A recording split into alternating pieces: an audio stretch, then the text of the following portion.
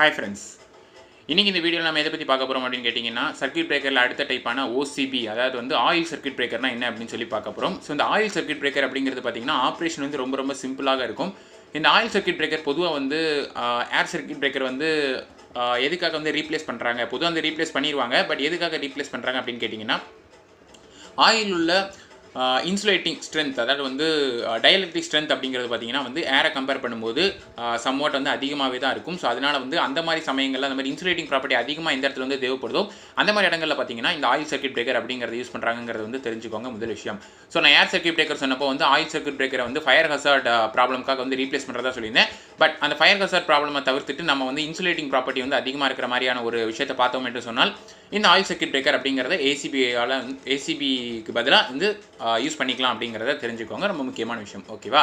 So அது வந்து ரொம்ப வளவலன்னு சொல்கிறதுக்கு ரொம்ப இல்லை ஆயில் சர்க்யூட் பிரேக்கரில் அண்ட் ஆல்சோ நிறைய இருந்தாலும் நான் அது ரொம்ப சிம்பிளாக சொல்லி முடிச்சிட்டேன். ஸோ வாங்க என்ன தான் இருக்குது அப்படிங்கிறத பார்க்கலாம். முன்னாடி இந்த சேனலில் நீங்கள் சப்ஸ்கிரைப் பண்ணலன்னு சொன்னால் மறக்காமல் சப்ஸ்கிரைப் பண்ணுங்கள். ஸோ அதை தினமும் நான் போஸ்ட் பண்ணுற ஒவ்வொரு வீடியோஸ் உங்களுக்கு வந்து சேர்ந்துருங்கிறத நான் சொல்லிக்கிறேன். இந்த ஆயில் சர்க்யூட் பிரேக்கரில் பார்த்தீங்கன்னா வந்து இன்சுலேட்டிங் மீடியம் யார் அப்படின்னு பார்த்தீங்கன்னா ஆயில் அப்படிங்கிறது தான். ஓகேவா? ஸோ அது பேர்லேயே இருக்குது ஆயில் சர்க்யூட் பிரேக்கர் அப்படிங்கிறதுல. இதில் ரெண்டு டைப் இருக்குது. ஒன்று என்னென்னு பார்த்தீங்கன்னா பல்க் ஆயில் சர்க்யூட் பிரேக்கர், இன்னொன்று பார்த்தீங்கன்னா வந்து லோ ஆயில் சர்க்யூட் பிரேக்கர், அப்படி இல்லைனா வந்து மினிமம் ஆயில் சர்க்யூட் பிரேக்கர் அப்படின்னு சொல்லிக்கலாம். ஓகேவா? இந்த ரெண்டு டைப்புக்கும் என்ன வித்தியாசம் அப்படின்னு பார்த்தீங்கன்னா சின்ன வித்தியாசம் வந்து பல்க் ஆயில் அது பேர்லேயே இருக்குது. பல்க் அப்படின்னா வந்து பெரிய அமௌண்ட்டில் வந்து ஆயில் வந்து யூஸ் பண்ணியிருப்பாங்க, அதிக அளவில் யூஸ் பண்ணிட்டு இருப்பாங்க. மினிமம் ஆயில் அப்படின்னு கேட்டிங்கன்னா ஜஸ்ட் இன்சுலேட்டிங் ப்ராப்பர்ட்டி அதாவது வந்து இன்சுலேஷன் எங்கே பண்ணணுமோ அந்த இடத்துல மட்டும் தான் ஆயில் யூஸ் பண்ணுவாங்களே தவிர மற்ற இடங்களில் எக்ஸஸாக வந்து ஆயில் தேவையில்லை அப்படிங்கிறது வந்து பார்த்தீங்கன்னா இந்த லோ ஆயில் சர்க்யூட் பிரேக்கரில் உள்ள ஒரு விஷயம். சரிங்களா? ஸோ இந்த ரெண்டு தான் வந்து பார்த்தீங்கன்னா ஒரு சின்ன வித்தியாசம் இந்த ரெண்டுக்கும் இடையில தவிர மற்றபடி வந்து ஒர்க்கிங் எல்லாமே சேமாக தான் இருக்க போது. இந்த ரெண்டை பற்றி நான் ரொம்ப வளவலன்னு சொல்ல போகிறது கிடையாது இந்த வீடியோவில். காரணம் என்ன அப்படின்னு பார்த்தீங்கன்னா ஆயில் சர்க்யூட் பிரேக்கரை பற்றி சிம்பிளாக ஒரு ஜென்ரலான ஒரு எக்ஸ்ப்ளனேஷன் மட்டும் தான் கொடுக்க போகிறேன். ஸோ அதோட பிரின்சிபல் மெயினாக என்ன இருக்கும் அப்படின்னு பார்த்தீங்கன்னா நீங்கள் கீழே பார்க்குறீங்க. So heat production due to arc formation will evaporate the surrounding oil into gas. ஓகேவா?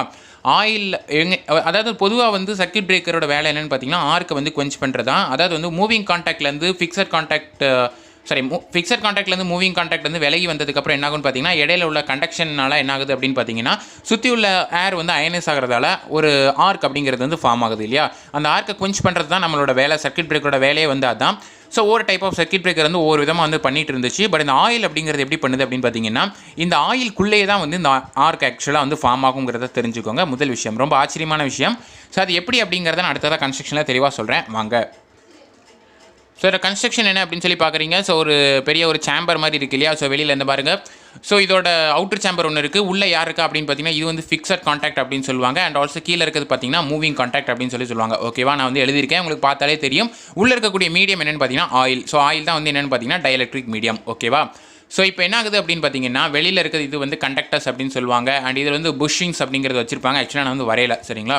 ஸோ கீழே மூவிங் கான்டாக்ட் அப்படிங்கிறது பார்த்தீங்கன்னா மேலே உள்ள ஃபிக்ஸட் கான்டாக்ட்லேருந்து மூவ் ஆகி செப்பரேட் ஆகி வந்தோன்னே அதாவது ஆக்சுவலாக எப்போ மூவ் ஆகும் அப்படின்னு பார்த்தீங்கன்னா ஃபால்ட் அக்கர் ஆகும்போது மூவிங் கான்டாக்ட் வந்து ஃபிக்ஸட் கான்டாக்ட்லேருந்து விலகும் போது ஒரு ஓப்பன் அப்படிங்கிற ஒரு கண்டிஷனுக்கு வந்து போக ஆரம்பிக்கும் இல்லையா? ஸோ அப்படிப்பட்ட கண்டிஷன் போகும்போது என்ன ஆகும் பார்த்தீங்கன்னா இடையில ஃபார்ம் ஆகிறது பேர் தான் என்னென்னு பார்த்தீங்கன்னா ஆர்க் அப்படின்னு சொல்லுவோம். நம்ம எலக்ட்ரிக் ஆர்க் அப்படின்னு சொல்லுவோம். இந்த ஆர்க் அப்படிங்கிறது பார்த்தீங்கன்னா இந்த ஓபிசியோட பிரின்சிபல் அப்படிங்கிறதுனால சுற்றி உள்ள ஆயிலை வந்து அதிக அமௌண்ட் ஆஃப் ஹீட் ப்ரொடியூஸ் பண்ணுறது மூலமாக அந்த ஆயிலை வந்து கேஸாக வந்து மாற்றிடும். அதாவது வந்து கேஸாக வந்து எவாப்ரேட் பண்ணிடும் அந்த ஆயிலை. சரிங்களா? ஸோ இப்படி எவாப்ரேட் பண்ணுறது மூலமாக என்ன நடக்குது அப்படின்னு பார்த்தீங்கன்னா அந்த ஆர்க் ஃபார்மேஷன் அப்படிங்கிறத இவங்க வந்து தடுத்து நிறுத்துறாங்க. ஸோ இதுதான் என்னென்னு பார்த்தீங்கன்னா ரொம்ப சிம்பிளான விஷயம் இந்த ஆயில் சர்க்யூட் பிரேக்கரில் நடந்துட்டு இருக்குது. சரிங்களா? ஸோ இந்த ஆயில் சர்க்யூட் பிரேக்கர் பார்த்தீங்கன்னா இன்சுலேட்டிங் ப்ராப்பர்ட்டிங்கிறது ரொம்ப அதிகமாக இருக்கிற காரணத்தினால ஆர்க் கண்டக்ஷன் அப்படிங்கிறது வந்து அவ்வளோ ஈஸியாக வந்து அதாவது வந்து திருப்பி நடக்க சான்ஸ் இல்லை. ஏன்னா நம்ம முதலே முக்கியமான விஷயம் தெரியும். ஆக்சுவலாக வந்து ஆர்க் அப்படிங்கிறது வந்து ஃபார்ம் ஆகிறது நம்மளால் கம்ப்ளீட்டாக தடுத்து நிறுத்த முடியாது.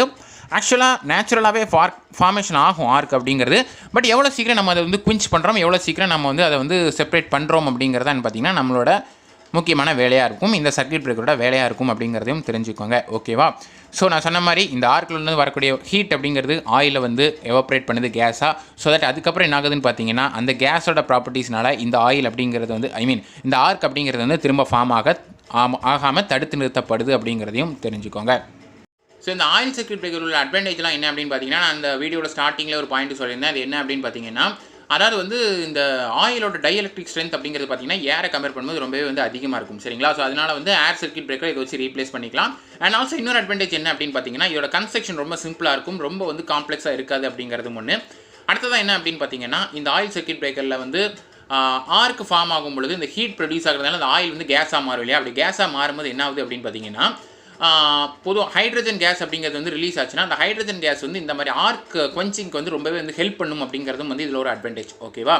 அதுக்கு அடுத்தபடியாக டிஸ்அட்வான்டேஜ் என்னவாக இருக்கும் அப்படின்னு பார்த்தீங்க அப்படின்னா வந்து அப்படியே ஆப்போசிட்டில் இருக்கும். அதாவது வந்து ஏர் சர்க்யூட் பிரேக்கர் அப்படின்றத பார்க்கும்போது இதில் ஃபயர் ஹசார்ட் அப்படிங்கிறதோட சான்சஸ் ரொம்ப அதிகமாக இருக்குது. ஸோ ஃபயர் ஆக்சிடென்ட் நடக்கிறதுக்கும் சான்சஸ் அதிகம். ஓகேவா? அது வந்து ஒரு விஷயம்.